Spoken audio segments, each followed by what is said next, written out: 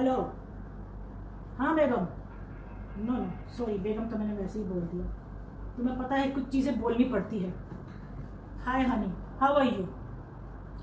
बस बेगम का नाम मत लो, तुम्हें पता है आज मेहमान आने वाले हैं और वो सिर्फ डोमेस्टिक काम कर रही है बैठ के, जिसके लिए she is meant for. No, I can not compromise on that. My rules, my way, you know how I am, my way और हाई वे।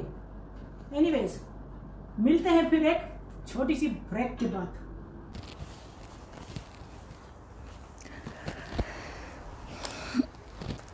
अस्सलाम वालेकुम dear viewers, hope you are having a good day.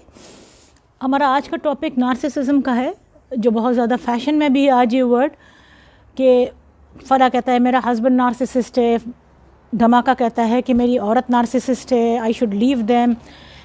American culture में और western culture में you will find many instances of narcissism.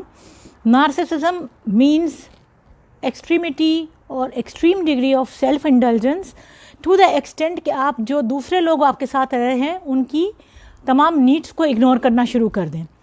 अच्छा, अब DSM-5 का criteria देखते हैं कि NPD के लिए क्या है, यानी नार्सिसिस्टिक पर्सनालिटी डिसऑर्डर के लिए, जो कि अगर 55% से भी ज़्यादा if they are exhibiting this trait, क्योंकि it is a trait and it is a disorder as well, तो then only you can be categorized as narcissistic personality disorder. अच्छा, अब रह गई ये बात कि क्या आप ऐसे लोगों के साथ कंटिन्यू कर सकते हैं या नहीं। It would depend upon the typology which I have to talk about today. Basically मैं इस टॉपिक को, जो कि बड़ा शकील टॉपिक है, I would try to deal it with two parts. And पहला वाला जो पार्ट है उसमें I have exemplified it with role play, क्योंकि I want you to learn in a fun learning manner, और how to deal with the narcissist and narcissist अपने लिए किस तरह के ट्रीटमेंट के लिए जा सकते हैं, that I will be discussing in part 2 of it. तो आइए टाइप पर आते हैं। टाइप क्या है इसकी ब्रॉडली, तो देखें दो टाइप्स हैं। एक हो गई ग्रैंडियोस हो गया, और दूसरा ग्रैंडियोस पर्सनैलिटी पैटर्न हो गया, दूसरा हो गया वल्नरेबल, जो कि सोशली इतना इनकॉम्पिटेंट नहीं होते, जो कोवर्ट टाइप में। अभी उसकी और थोड़ी सब टाइप्स आपको बताऊंगी। Purpose is not to confuse you with technical jargon, क्योंकि अगर मैं बहुत डिटेल टाइपोलॉजी में जाऊँ तो वो बहुत ज़्यादा है, लेकिन whatever is applicable to our culture I will talk about that.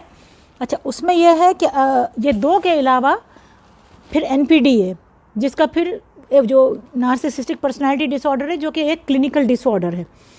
अच्छा, अब स्टार्ट करते हैं ग्रैंडियोस से। ग्रैंडियोस वाला जो बंदा है वो हमेशा ये बात करेगा कि I am better than you, I am perfect, completely he will ignore the needs of others. दूसरी टाइप मैलिग्नेंट है। हमारे जो करप्ट पॉलिटिशियन है ना, वो हमें इसी पार्ट के मिलते हैं कि बाय हुक और crook at any cost you have to get that thing done to get your results, to achieve your results. ये वाली जो टाइप है, इसमें लोग ज़्यादातर चीटिंग भी अपनी बीवियों के साथ कर जाते हैं, झूठ बोलते हैं, stealing behaviour is there. Then third type is covert type, कि मैं ये जो ज़माना है ये it is not meant for me, इसने मेरी कदर नहीं की, इसने मेरे टैलेंट की कदर नहीं की। और चौथा है कि I am there for you just to gain attention of others. What they do, ये इसको बोलते हैं कम्यूनो नार्सिसिस्ट।